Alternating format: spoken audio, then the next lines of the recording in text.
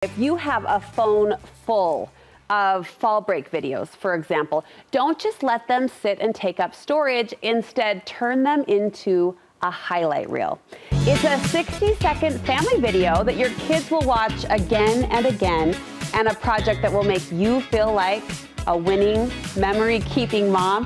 Videographer Catherine Grandy is joining me to share the simple techniques to make this happen. It's great to see you. Great to see you too. I am all ears because you make an awesome claim that any vacation or any life moment can be edited down to 60 seconds. And you sort of compare this to a digital scrapbook. Absolutely. It's a beautiful digital scrapbook. In fact, it's the videos that my kids want to watch over and over and over again. And I think you'll find with some of the tips we're talking about today, because we all have a phone in our back pocket, right? And we take an abundance of clips, but with some of the tips we're going to talk about today, if you'll be a little bit more intentional about what you're shooting, you're going to love the finished product that much more. And it will make the project that much easier. Exactly. Yes. Well, you do this, you teach this. You say the first step is to think about the story we want to tell before we even push record. Absolutely. Just like in a great story that we read to our children, there's always a beginning, middle, and end. And so you want to think about that as you're planning out what you want your story to be.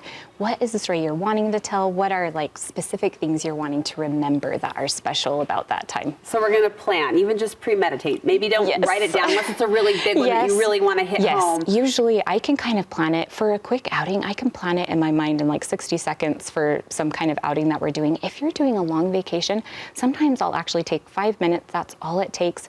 Kind of think about what are things I want to remember from this trip? What is something that my kids were really looking forward to doing?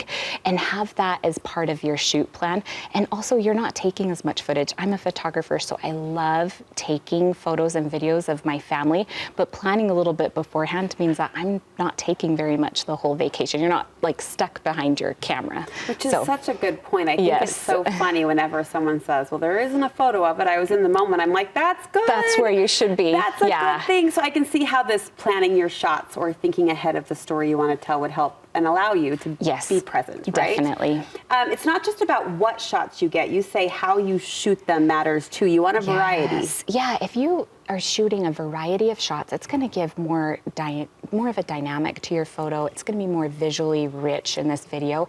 And what I kind of like to think about is 3 different types of shots to take.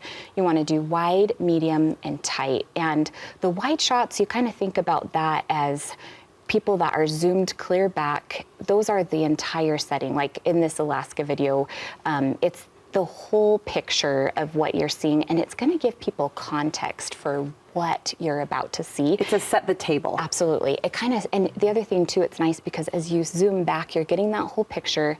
It's helping people to orient to where they are, and then you can zoom in and get more of the action and detail shots, right? And then your medium shots, that's where the main story lies. You're going to be doing your interactions and the action between your subjects and the activities you're doing. And those kind of shots are going to bridge the gap between the wide and the detailed shots, which are my favorite. That's the boots walking through the wildflowers. It's the dad grabbing his daughter's hand as they go for a walk. And that's where you really get like a lot of that emotion and really like shows your heart in your film. So wide, medium, tight, not just for story sequence, right? Or to map out a story, but to bring the emotion. Yeah, absolutely. That we want. Is there one category as we look at that, the wide shots, the medium shots, the tight shots, that you find yourself or that your students find wishing they had more of? I think as long as you have a good mix. A good variety. I think a good variety is important. Okay. Yeah. Sometimes I find myself overdoing it on the tight shots because I think that's going to be the heart squeeze, like the handhold or the, but a good balance is the goal. Yes, definitely. Okay. Every good video needs B-roll. Now you're talking our lingo here. This is TV talk. This is production talk. So first define what B-roll is. So it goes back to the beginning days of film. They used to shoot on A-roll and B-roll, and A-roll was kind of that main event, the main story, and then they would do the supplementary footage on B-roll, which was all of these detail kind of things that help to enhance our main story. So, if your main story is that you are at the beach with your kids, that's your kind of the A-roll, the main story. But you think about the B-roll, there's so many beautiful opportunities to increase the story you're telling. The waves crashing up on the beach, or the palm trees swaying in the wind, or the kind of plant life. You'd see little toes going through the sand. All of those are B-roll, and it's just going to give more context to your story. And again, just kind of make people feel like they're there in the moment with you. You say that B-roll, those, I think B for background, that's not really what it stands for, but like the background shots. Definitely. That can help with your transition points as well as your editing. Absolutely, because you don't want jump cuts. They're kind of jarring. That, for example, if you had a child in the left part of the frame and then all of a sudden they were in the right part of the frame with nothing in between, it's visually jarring to the people who are watching it. Like, whoa, she just jumped. Exactly. So if you can put B-roll, it's a great transition for different activities, and also like if you're transitioning to a new place, it can kind of also show where you are in the setting. new. Okay. Can we make high quality looking videos with just our phone? Yes, and the best tool we have is whatever tool we have with us, which is usually our phone. Everybody has that, and actually I find that, you know, the best time to shoot is usually golden hour, and a lot of times our family activities do not take place during golden hour, but with a phone, it actually has great dynamic range. So you're going to get good highlights, midtones, shadows in that video that you're taking. And the other thing is that they have really good stabilization. Phones do. I'm amazed. You can run behind your kid and it's relatively stable, comparatively speaking, of where you would have to use a gimbal or something with a big camera.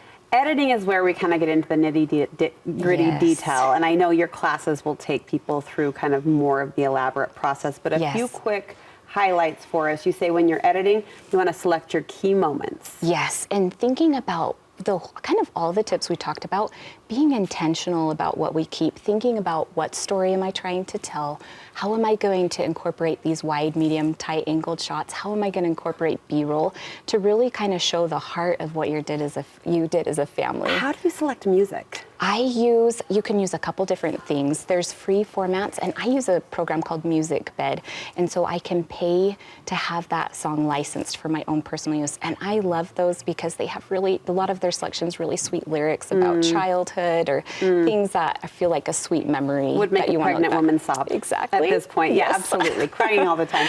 And finally, you like to include the dialogue, the chit chat back and forth. Yes, and a lot of times our kids, if they're saying a word in a cute way or their little voices, don't forget to keep that dialogue in. You don't want to cut it all out. So those are fun things to look back on and remember. I was doing a little family, similar to what you've described, a little family clip or edit, and I had a close-up of my Lucy, like blurry, but the lisp was right there, and I'm like, that's what I want to hear. It doesn't last long, and you know. think that you'll remember, but we forget. We watch our videos back all the time, and I think, oh yeah, James was doing that, and that was so cute, and I'm so grateful I have that captured to remember. What's the best editing platform for a beginner? Yeah, you know what? Just find what works for you. There's lots of free options that you can find, all the way up to paid options for if you're wanting more options on how to edit. So I'd say find the one that works for you and go with it, and just start creating and having fun with it. What's your fave? For my phone, I use InShot, and I'm pretty sure that's still free. And then on my computer, I use Adobe. If you want to get serious about it. Okay, well, thank you. You've walked us through it in such an approachable way. Good. You do teach classes, as I mentioned, and you have an Instagram where you share more advice. Catherine Grandy Photography on Instagram or my website, and I have lots of good content to teach people how to create capture memories that they'll remember forever. Well, you're so talented, and you're a gem to share your talent and your gift with us. So Thanks for having me. Thank you so much. We'll link you over to our Instagram and website from ours if you want an easy connection point.